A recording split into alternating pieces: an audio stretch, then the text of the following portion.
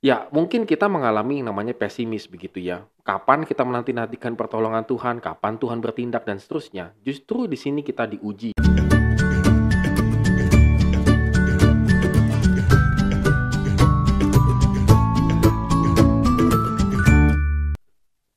Morning good leaders, apa kabar? Hari ini kita kembali memuliakan nama Tuhan karena Tuhan memberikan kita kehidupan dan kita bisa melakukan segala aktivitas kita. Dan kita akan kembali merenungkan firman Tuhan yang diambil dari Mazmur pasal yang ke-37. Tetap semangat untuk merenungkan firman Tuhan.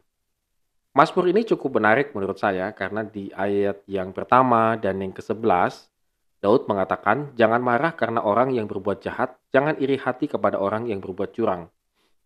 Tetapi orang-orang yang rendah hati akan mewarisi negeri dan bergembira karena kesejahteraan yang berlimpah-limpah." Ya, Mazmur ini benar-benar mengatakan bahwa kita tidak boleh marah terhadap orang yang berbuat curang. 3 kali Mazmur ini menekankan tersebut. Daud menekankan tersebut di ayat yang pertama, ayat ke-7 dan ayat yang ke-8. Pertanyaannya adalah, mengapa sih kita tidak boleh marah kepada orang yang berbuat jahat dan atau berbuat curang dan seterusnya, begitu ya? Oke, yang pertama, kalau orang fasik itu tidak mungkin bertahan lama dalam keberdosaan mereka. Ayat 2, 10, 13, dan 20. Walaupun kita memilih untuk diam, tetapi kita jangan terpancing untuk melakukan dosa, sama seperti mereka. Misalnya, kita tahu rekan bisnis kita melakukan curang, maka kita lalu berbuat curang. Mazmur Daud ini mengatakan bahwa orang yang fasik tidak akan bisa bertahan lama dalam hidup berdosa. Kejahatan mereka akan segera terbongkar dan dihukum. Dan itu hukumannya yang lebih parah, bukan sekedar hukuman yang berlaku pada saat ini, tetapi juga hukuman dari Tuhan. Ayat yang ke-15. Yang kedua, kalau kita marah pada orang fasik, berarti kita akan menjadi sama dengan mereka. Di ayat yang ke-8. Karena kemarahan yang tidak terkendali menjadi dosa. Dalam kemarahan yang seperti itu, sebenarnya kita secara tidak langsung menuduh Tuhan telah berpihak kepada orang jahat. Jadinya memang marah-marah kita tidak akan berguna, dan itu malah semakin menyamakan kita dengan orang yang jahat. Dan yang ketiga, Tuhan adalah Allah yang adil. Ia akan bertindak menghukum orang fasik dan membela orang benar. Ayat yang kelima dan yang keenam. Orang benar akan mewarisi bumi ini dan menikmati kesejahteraan. Ayat 9, 11, 18 sampai dengan 19. Dengan kata lain, Tuhan tahu memelihara umatnya.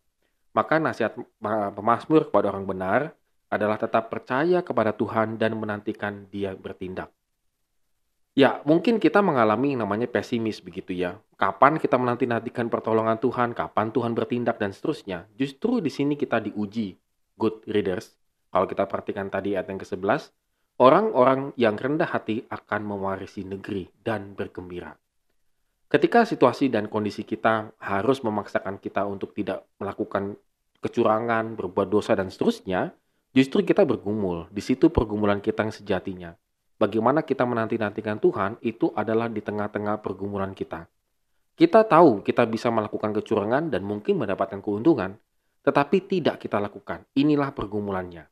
Justru kita di sini akan mewarisi negeri dan bergembira karena kesejahteraan yang berlimpah-limpah. Dengan kata lain, nanti Tuhan akan memberikan tepat pada waktunya kelimpahan dalam hidup kita. Dan pada saat ini, bagian kita adalah menanti-nantikan dan dengan kesabaran kita menantikan pertolongan Tuhan. Oleh karena itu, good readers, jangan terpancing untuk minta pertolongan kepada yang lain yang memang segera, cepat, instan, terjawab begitu ya. Tetapi kita dalam posisi tertentu, kita juga harus belajar menanti-nantikan Tuhan dengan sabar. Amin. Kita renungkan firman Tuhan hari ini. Have a nice day and God bless us.